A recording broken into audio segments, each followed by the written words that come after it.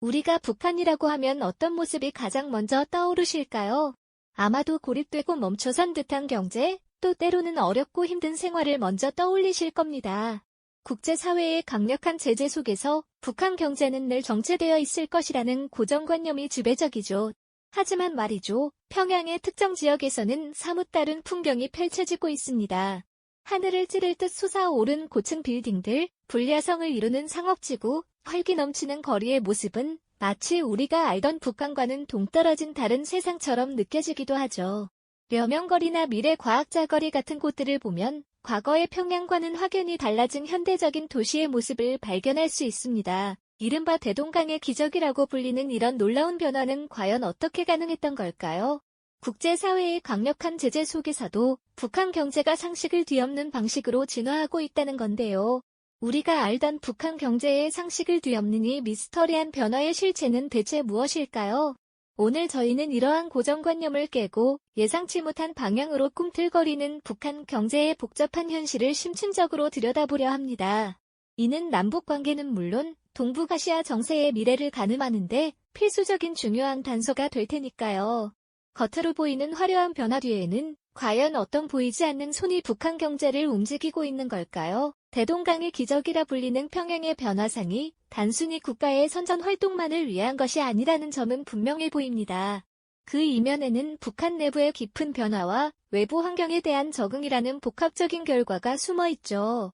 우리는 표면적인 힘 너머에서 북한 경제를 움직이는 보이지 않는 동인들을 찾아 나서야 합니다. 과연 무엇이 이처럼 역동적인 변화를 이끌어내고 있는 것일까요? 이러한 변화의 뿌리를 찾아가다 보면 1990년대 북한을 휩쓸었던 고난의 행군 시기를 빼놓을 수 없을 겁니다. 국가의 배급 시스템이 사실상 멈춰서면서 주민들은 그야말로 생존의 벼랑 끝에 서게 되었죠. 먹고 사는 문제가 가장 절박한 과제가 되었던 시기였습니다. 바로 이 절박한 상황 속에서 먹고 살기 위한 처절한 몸부림으로 자연스럽게 생겨난 것이 바로 장마당입니다. 말 그대로 시장이 열리는 마당이라는 뜻인데요. 처음에는 소규모로 시작했던 이 비공식 시장들이 점차 북한 경제의 중요한 한 축으로 자리 잡게 된 겁니다. 국가는 처음에는 이를 엄격히 통제하려 했지만 주민들의 생존과 직결된 문제였기에 결국 암묵적으로 허용할 수밖에 없었죠. 물론 여전히 국가의 감시와 통제는 존재하지만 장마당은 북한 주민들의 일상에 깊숙이 파고들어 삶의 활력소가 되고 있습니다. 북적이는 장마당에서는 다양한 물건들이 거래됩니다. 국경을 넘어 들어온 외부 물품부터 주민들이 직접 생산한 농산물과 공산품까지 그야말로 없는 게 없다고 할 정도죠. 시장의 활기 속에서 사람들은 생존을 위한 지혜를 발휘하고 서로 필요한 것을 교환하며 살아가고 있습니다. 이곳은 단순히 물건을 사고 파는 공간을 넘어 정보가 교환되고 새로운 문화가 유입되는 통로 역할까지 하고 있습니다. 국가의 계획경제 원칙과는 사뭇 다른 역설적인 활기를 띠며 북한 사회의 중요한 동맥이 되어주었죠.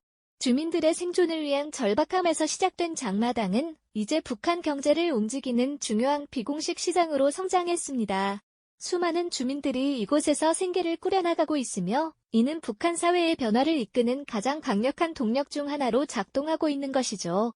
이처럼 장마당은 고난의 시기를 거치며 자생적으로 성장한 북한 경제의 또 다른 얼굴이라고 할 수 있습니다. 장마당은 단순히 물건을 사고 파는 공간을 넘어 북한 사회의 새로운 경제 주체를 탄생시키는 기반이 되었습니다. 이곳에서 불을 쌓고 비공식적인 자본을 형성한 이들을 우리는 돈주라고 부르죠. 이들은 마치 서구 자본주의 사회의 신흥 부유층처럼 북한 경제의 변화를 이끄는 은밀하지만 강력한 손으로 떠올랐습니다.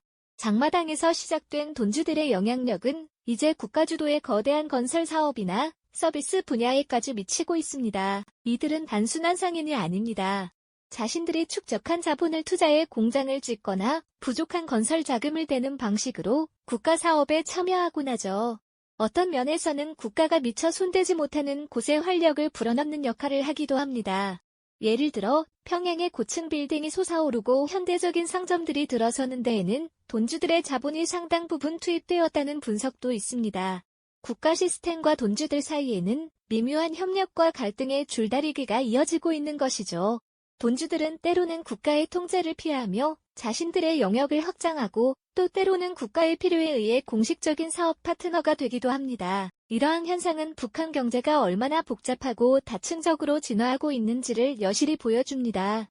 사회주의 계획경제라는 큰 틀 안에서 시장 경제적 요소가 뿌리내리고 이를 기반으로 새로운 계층이 성장하며 경제 전반에 영향을 미치는 모습은 놀라움을 자아내죠. 돈주들은 북한 사회의 변화 속도를 가속화하는 동력이면서도 동시에 체제 안정성에 대한 잠재적 위협으로 인식되기도 합니다. 그들의 존재는 북한 경제가 예측하기 어려운 방향으로 흘러갈 수 있다는 불확실성을 더하고 있는 셈입니다. 이처럼 아래로부터의 변화가 거세지자 북한 당국 역시 마냥 손 놓고 있을 수만은 없었습니다. 사회주의 원칙을 굳건히 지키겠다는 입장은 변함없지만 현실적인 경제적 난관과 생산성 향상의 필요성 앞에서 일부 타협점을 찾기 시작했죠. 이른바 우리식 사회주의 관리 방법이라는 이름 아래 기업의 자율성을 확대하고 시장 요소를 제한적으로 수용하는 정책들이 도입된 것입니다. 가장 대표적인 예로는 책임관리제를 들 수 있습니다.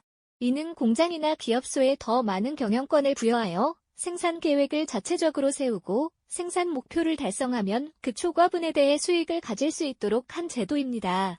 마치 작은 기업가가 된 것처럼 생산 효율을 높이기 위한 자발적인 노력을 유도한 것이죠. 과거에는 모든 것이 중앙계획에 따라 움직였다면 이제는 현장의 판단과 노력이 성과로 직결되는 구조를 만든 것입니다. 농업 분야에서도 비슷한 변화가 감지됩니다. 기업소 재정관리 개선책 같은 정책은 농민들에게 일정 부분 경작의 자율성을 허용하고 생산량을 늘리면 더 많은 몫을 가져갈 수 있도록 했습니다. 이는 곧 생산성 향상으로 이어져 식량난 해소에 기여할 수 있다는 판단에서 비롯된 것이죠. 국가가 모든 것을 통제하는 방식으로는 더 이상 경제를 유지하기 어렵다는 현실을 인정한 셈입니다. 이러한 정책들은 사회주의적 원칙을 고수하면서도 동시에 시장 경제의 효율성을 부분적으로 빌려오려는 북한 당국의 고뇌와 현실적 타협을 보여줍니다. 그렇다면 이러한 변화들이 과연 북한 경제를 어떤 방향으로 이끌어갈까요? 그리고 이러한 움직임 속에서 북한 주민들의 삶은 또 어떻게 변화하고 네, 그렇습니다. 국가가 모든 것을 통제하는 방식으로는 더 이상 경제를 유지하기 어렵다는 현실을 인정한 북한 당국의 고뇌와 현실적 타협, 바로 그 지점에서 오늘의 이야기는 더욱 깊어집니다.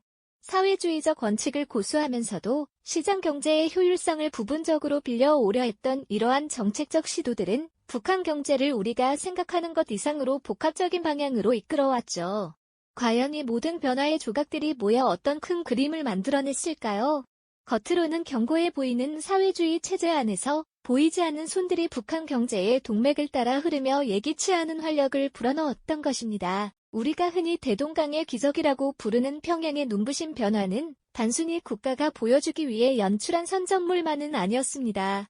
그 이면에는 1990년대 고난의 행군이라는 절체절명의 시기를 거치며 주민들의 생존 수단으로 자연 발생적으로 생겨난 장마당이라는 비공식 경제의 뿌리 깊은 확장이 있었죠. 시장이 없으면 살 수 없었던 민초들의 간절한 몸부림이 역설적으로 북한 경제의 중요한 한 축으로 자리 잡은 것입니다. 국가는 이를 완전히 억압하지 못하고 때로는 암묵적으로 허용하면서도 통제하려는 줄다리기를 계속해왔고요. 이 과정에서 장마당을 통해 부를 축적하고 비공식적인 자본을 형성한 돈주라는 새로운 경제 주체들이 등장했습니다. 이들은 마치 그림자 금융처럼 국가주도 사업에까지 영향력을 행사하며 북한 경제 변화의 촉매제 역할을 톡톡히 해냈죠. 국가와 이들 돈주 사이의 관계는 단순한 상하 관계가 아니었습니다. 때로는 미묘한 협력 관계를, 때로는 은밀한 갈등 관계를 유지하며 북한 경제의 복합성을 더해갔습니다. 결국 북한 당국은 사회주의 원칙을 고수하면서도 높아진 생산성 요구와 주민들의 변화된 경제활동 방식에 대응하기 위해 현실적인 타협을 할 수밖에 없었습니다. 우리식 사회주의 관리 방법이라는 이름 아래 기업의 자율성을 확대하고 시장 요소를 부분적으로 수용하는 정책들을 도입했죠. 책임관리제나 기업소 재정관리 개선책 같은 구체적인 변화들은 국가가 더 이상 모든 것을 획일적으로 통제하는 방식으로는 경제를 지탱할 수 없다는 현실을 인정한 결과였습니다.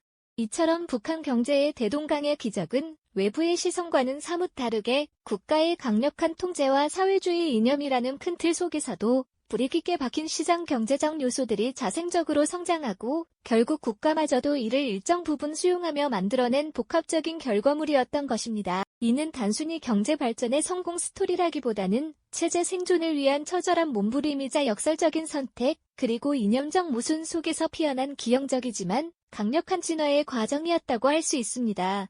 북한 사회의 다층적인 현실을 보여주는 단면이 아닐 수 없죠. 고정관념에 갇혀 북한을 바라보는 시선으로는 결코 이해할 수 없는 복잡하고도 아이러니한 생존 전략이 바로 그곳에 숨어 있었던 겁니다.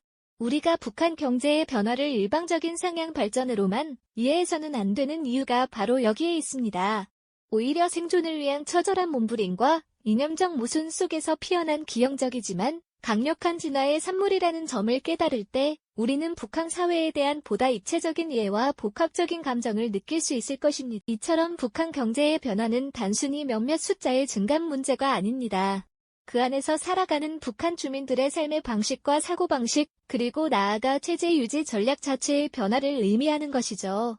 우리가 이러한 복합적인 흐름을 제대로 이해하는 것은 남북 관계뿐만 아니라 동북아시아 국제 정세에 미치는 영향을 파악하는 데 필수적인 통찰을 제공합니다. 낡은 고정관념을 깨고 보다 깊이 있는 분석을 가능하게 하는 중요한 열쇠가 되는 셈이죠. 하지만 대동강의 기적이라고 불리는 이 현상이 과연 어디까지 지속될 수 있을까요? 그리고 이러한 변화들이 북한 사회 전체에 어떤 장기적인 영향을 미칠지는 여전히 미지수입니다. 외부의 제재와 내부의 변화 동력이 끊임없이 충돌하고 조화를 모색하는 이 과정은 아직 완성되지 않은, 그리고 언제든 다른 방향으로 흘러갈 수 있는 현재 진행형의 이야기입니다. 북한 경제의 미래는 과연 어떤 모습으로 펼쳐질까요?